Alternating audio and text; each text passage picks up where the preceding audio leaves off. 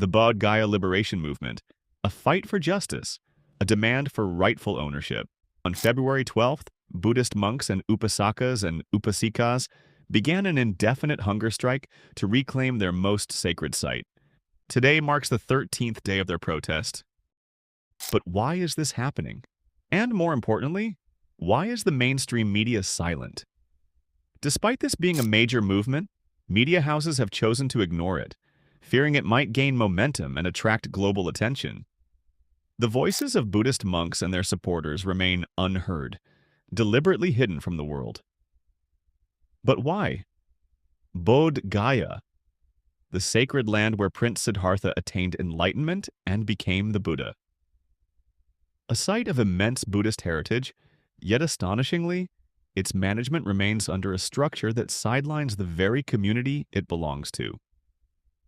The Bodhgaya Temple Act, 1949, governs the temple's administration through a 9-member committee, 4 Hindus, 4 Buddhists, and the district magistrate of Gaya as the ex officio chairman. But here's where the imbalance begins. The district magistrate, a government-appointed officer, is often a Hindu, and even if he is not, the act mandates that a Hindu must replace him as chairman. This ensures permanent Hindu control. Then there is the Mahant of the Saivite monastery, a Hindu religious leader, who permanently occupies a seat on the committee. If he refuses or is unable to serve, another Hindu is appointed in his place. This means that majority control always remains with Hindus, despite this being Buddhism's holiest shrine. But what does history say about this site?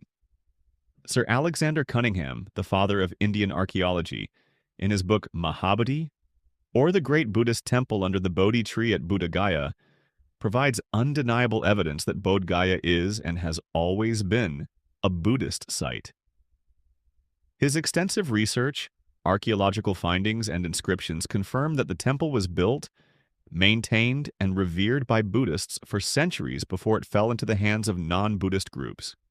Yet today, the act ensures that Buddhists remain mere spectators in their own sacred land. Unlike Hindu temples across India, which are managed by Hindus alone, the Mahabodhi temple remains under non-Buddhist control. At the very site where the Buddha preached justice and equality, a silent struggle continues.